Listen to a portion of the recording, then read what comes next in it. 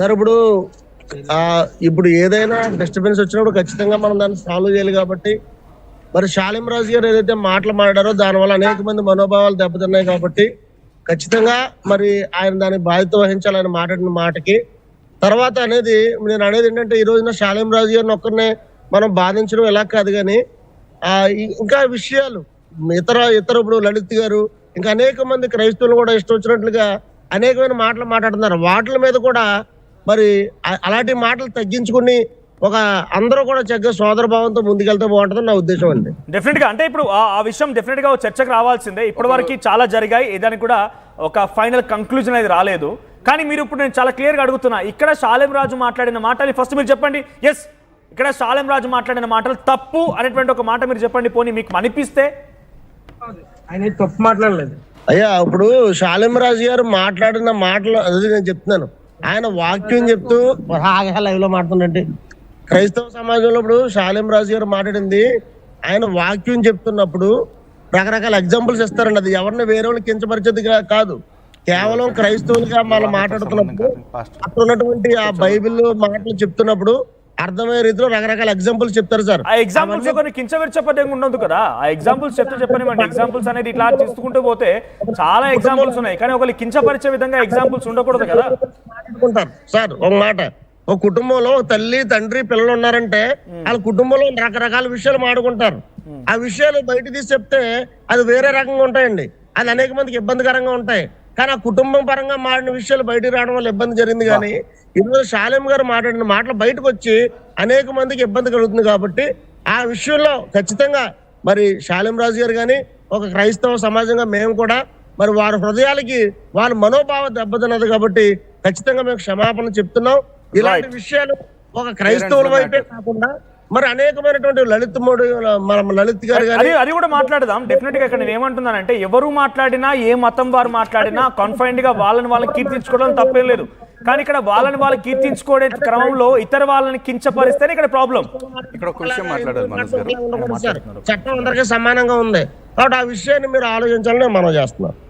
Right. అంటే ఇందాక మీరు అన్నారు చూసారా, నిజంగా ఒకరి మనోభావాలు దెబ్బతీసే విధంగా ఉంటే క్షమించమని నేను చెప్పి దేర్ ఎండ్స్ ద మ్యాటర్. నిజంగానే మేము తప్పు చేశాము, తెలిసో తెలియకో జరిగిపోయింది, క్షమించమంటే అయిపోతుంది. కానీ ఇది తప్పే కాదు, మేము వారి గురించి మాట్లాడలేదు ఎగ్జాంపుల్స్ అంటే అది ఏ మతమైనా కూడా డెఫినెట్గా ఎవరైనా అటు క్రిస్టియన్స్ని కించపరిచినా ఇంకెవరిని కించపరిచినా తప్పే. కానీ ఇలా జరిగినా కూడా దాన్ని సమర్థించడం అనేది పొరపాటు. నిజంగానే ఇటువంటి వైపు ఎవరు కనుక ఉన్నా కూడా, ఇటువైపు పెద్దలు ఉన్నా కూడా వీళ్ళు కూడా తప్పు జరిగిందంటే వాళ్ళని ఖండించాల్సిందే డెఫినెట్ గా. సో లలిత్ కుమార్ గారు చెప్తున్నారు. లలిత్ కుమార్ గారు ఆయన సారీని క్షమాపణ చెప్పేశారు. ఆయన ఫస్ట్లీ ఇక్కడ ప్రసాద్ తో పోలిస్తే జాన్ వెస్లీ గారు కాస్త మెచ్యూర్డ్ గా ఆలోచించి జరిగిన పొరపాటుని గుర్తించి, పొరపాటు కాదు జరిగిన తప్పుని గుర్తించి ఆయన క్రైస్తవ సమాజం తరఫున నేను క్షమాపణ చెప్పారు. దానికి ఆయనకి అభినందనలు తెలియజేస్తా ఉన్నా. కాకపోతే ఇంకో మాట ఆయన ఏమన్నారంటే 4 గోడల మధ్య జరిగింది, బయటికి రావటం వల్ల ఇష్యూ జరిగిందని. అంటే బయటకు వచ్చింది కాబట్టి ఇష్యూ తెలిసింది. బయటికి రాకుండా ఎలాంటి ప్రచారాలు చర్చలో హిందూ ధర్మం గురించి, హిందూ ఆచారాల గురించి ఎన్ని చేస్తున్నారో హిందూ సమాజం అర్థం చేసుకోవాలి. ఒకటి. ఇక రెండోది, దీని వెనకాల ఏదో అనుకోకుండా జరిగిన పొరపాటు నేను అనుకోవట్లేదండి. దీని వెనకాల క్రైస్తవ సమాజం మొత్తం పేర్కొంటున్న ఒక రాజకీయ ప్రవణ కుట్ర ఉంది. జగన్మోహన్ రెడ్డి గారు అనే ఒక వ్యక్తి క్రైస్తవ సీఎం దిగిపోయిన దగ్గర నుంచి ప్రవీణ్ పగడాల ఇష్యూ కావచ్చు, ఇది కావచ్చు, వీళ్ళు చిన్నది బ్రాడర్ వేలో కాదండి నేను చెప్పేది వినండి. ఒక మాట, నా మాట కంప్లీట్ చేయనివ్వండి. ఈ రోజున షాలిం రాజు ఒక పిచ్చి స్టేట్మెంట్ ఇచ్చేశాడు. ఈ స్టేట్మెంట్ అందరూ మర్చిపోతారు, కానీ షాలిం రాజు మీద అందరూ కలిపి చేసే అటాక్ని చూపిస్తూ, చూసారా ఈ రాష్ట్రంలో క్రైస్తవుల మీద ఎంత అరాచకం జరిగిపోతుందో, బీజేపీ కూటమి అధికారంలో ఉండేపాటికి అంటూ దొంగ డ్రామాలు మొదలుపెట్టే అవకాశం ఉంది. అటువంటి డ్రామాలు చేయడానికి, ఇటువంటి వ్యాఖ్యలు ఉద్దేశపూర్వకంగా షాలిం రాజు చేసి హిందూ సమాజాన్ని రెచ్చగొట్టాడు అనేది నాకు క్లియర్గా అర్థమవుతున్న విషయం. ఇక రెండో విషయం, షాలిం రాజు గురించి ఈ హిందువులు అర్థం చేసుకోవాల్సిన విషయం. చర్చి ముందు ఒక హిందూ వ్యాపారి పూల కొట్టు పెట్టుకుంటే వాడి దగ్గర ఒక్కళ్ళు కూడా కొనలేదు పూలు. మరి అదే హిందూ ఆలయాల దగ్గర, హిందూ ఆలయాల లోపల ఉద్యోగస్తులుగా, బయట వ్యాపారస్తులుగా చాలామంది అన్యమత ఉద్యోగస్తులు పనిచేస్తున్నారు. క్రైస్తవులు తిరుపతి కొండ మీద పనిచేస్తూ ఉన్నారు. ఇంకా వేరే దేవస్థానాల దగ్గర బయట అటువంటిది ఏం లేదు. ఇప్పుడు ఉన్నారండి, మా దగ్గర రికార్డు ఉంది, 1500 మంది అన్యమత ఉద్యోగస్తులు తిరుమలలో ఉన్నారు. ఆల్రెడీ ఫిర్యాదు చేసాం, దాని మీద కోర్టు కేసు కూడా నడుస్తుంది, మేమేసింది. కానీ మేము 8 ఏళ్ల నుంచి పొమ్మంటున్నా కూడా సిగ్గు లేకుండా మా చూరు పట్టుకుని అక్కడే వేలాడుతూ ఉన్నారు ఈ క్రైస్తవ ఉద్యోగస్తులు అందరూ కూడా. మేము వాళ్ళ కడుపు కొట్టమని కూడా గవర్నమెంట్ చెప్పలా. జస్ట్ దేవాదాయ శాఖ నుంచి మార్చి వేరే డిపార్ట్మెంట్కి పంపమంటున్నాం. కానీ దానికి కూడా వాళ్ళు ఇష్టపడట్లా. ఎందుకంటే మా ఆలయంలోనే ఉంటేనే ఏదో కుట్ర చేయొచ్చు మాట్లాడుతున్నాం. ఒకసారి మహిళా భావన ఏందో ఒకసారి కృష్ణకుమార్ గారు లైన్లో వచ్చారు. కృష్ణకుమార్ గారు తీసుకుంటారు. ఒక మాట నన్ను కంప్లీట్ చేయనివ్వండి. వీళ్ళు ఈ అన్యమత ఉద్యోగస్తులు లేకపోతే అన్యమత వ్యాపారస్తుల దగ్గర మన వాళ్ళు కూడా ఏమీ కొనకుండా వాళ్ళని ఇట్లా వెలేస్తే తప్ప వీళ్ళు దారికి రారు. అది హిందువులకి నేను ఇస్తున్న పిలుపు. కృష్ణకుమార్ గారు జాయిన్ అయ్యారు ఫోన్ లైన్ లో. కృష్ణకుమార్ గారు, బహుశా మీరు వినే ఉంటారు షాలిం రాజ్ మాట్లాడిన మాటలు, ఆయన ఒక చర్చ్ లో మాట్లాడిన మాటలు ఇప్పుడు వైరల్ గా మారాయి, హిందువుల మనోభావాలు దెబ్బతీసే విధంగా ఉన్నాయి. ఒక హిందూ మహిళగా అట్ ది సేమ్ టైం మహిళగా మీ అభిప్రాయం ఏంటి ఆ వ్యాఖ్యల పైన? అంటే హిందూ మహిళ మామూలు మహిళ అని మాట్లాడక్కర్లేదండి. ఎవరైనా ఏం మాట్లాడతారు అంటే, ఇప్పుడు అతను మల్లెపూలు పెట్టుకున్న వాళ్ళందరూ ఫలానా అని వ్యాఖ్యానించడం మట్టుకు 100% తప్పు. ఇంకా దానిలో సెకండ్ ఆప్షన్ లేదు, సెకండ్ థాట్ లేదు. ఆయన బహిరంగంగా ఖచ్చితంగా ఆయన సారీ చెప్పాల్సిందే. అర్థమైందండి? వినిపిస్తోంది, మాట్లాడండి. ఆయన మట్టుకు సారీ చెప్పాల్సిందే. ఆయన ఎవరు అసలు మహిళలు ఏం పెట్టుకోవాలో ఏం పెట్టుకోకూడదో చెప్పడానికి? ఇలా బీజేపీ వాళ్ళు మాట్లాడుతున్నారనే, ఆర్ఎస్ఎస్ వాళ్ళు మాట్లాడుతున్నారనే మేమందరం వ్యతిరేకిస్తున్నాం. అలాంటివి వీళ్ళు వచ్చి మాట్లాడటం ఏంటి? అసలు ఎందుకు మాట్లాడతారు ఇట్లా? అసలు అన్య మతస్థుల గురించి మాట్లాడాల్సిన అవసరం ఏంటి? మీ మతం గురించి మీరు ప్రచారం చేసుకోండి, అంతే, అంతవరకే. వేరే మతస్థుల గురించి మీరు చెప్పాల్సిన అవసరం లేదు.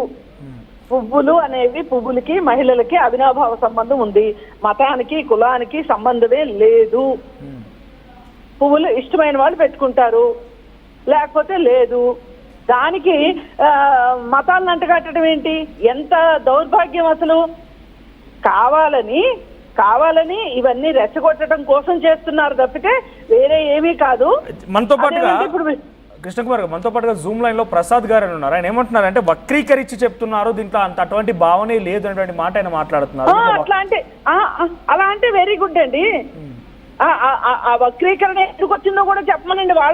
వాళ్ళు అనుకుంటే ఎట్లా వక్రీకరణ అని? మీరేం మాట్లాడారు, దానికి ఏం వక్రీకరించారో చెప్పమనండి. అటువంటి భావనే లేదు, వక్రీకరించడం వల్ల ఇదంతా బాగా బయటికి పొక్కుతోంది. అట్ ది సేమ్ టైం నలుగురు మధ్యలో, 4 గోడల మధ్యలో చర్చిలో మాట్లాడిన మాటలు బయటికి పొక్కడం అది ఇబ్బంది కలిగింది. కానీ చర్చిలో ఇది వరకు మాత్రం బైబిల్లో ఉన్న ప్రకారం ఇదంతా సబబే అన్నట్టుగా కూడా వాళ్ళు మాట్లాడుతున్నారు. ఇది తప్పండి. మేము 4 గోడల మధ్యలో మాట్లాడామా, 40 గోడల మధ్యలో మాట్లాడామా అన్నది పాయింట్ కాదు ఇక్కడ. మాట్లాడారా లేదా అన్నదే పాయింట్. మాట్లాడకపోతే మాట్లాడలేదని చెప్పండి. మాట్లాడితే మేము ఇలా అనుకోలేదు, ఇలాంటి భావన వస్తుంది సమాజంలో అని మేము అనుకోలేదు, జరిగిన దానికి బాధపడుతున్నాము అని చెప్పాలి. ఇది 10 మందిలోకి వచ్చిన వాళ్ళు చాలా చాలా జాగ్రత్తగా ఒళ్ళు దగ్గర పెట్టుకుని, బుర్ర దగ్గర పెట్టుకుని మాట్లాడాలి. ఇవే మాటలు ఆర్ఎస్ఎస్ వాళ్ళు, బీజేపీ వాళ్ళు, విశ్వ హిందూ పరిషత్ వాళ్ళు మాట్లాడితే మేము ఊరుకోం కదా. ఎవరు మాట్లాడినా కరెక్ట్ కాదు. ఇక్కడ మనుషుల మనోభావాలు, భక్తుల మనోభావాలు కాదు ఇక్కడ దెబ్బతినేది. అసలు మనుషులు ఉన్నారు ఇక్కడ, మతస్థులు కాదు ఉన్నది. ముందు మనిషి, తర్వాతే మతం వచ్చింది. సో ఇప్పటికే సుమారుగా 200 ఫిర్యాదులు ఏమో అందాయనట్టు తెలుస్తోంది. ఎటువంటి కేసులు అయితే నమోదు కాలేదు ఇంకా కూడా. అదేనండి, ఈ రికార్డు ఎలా వచ్చింది అనేది అనవసరం, అప్రస్తుతం.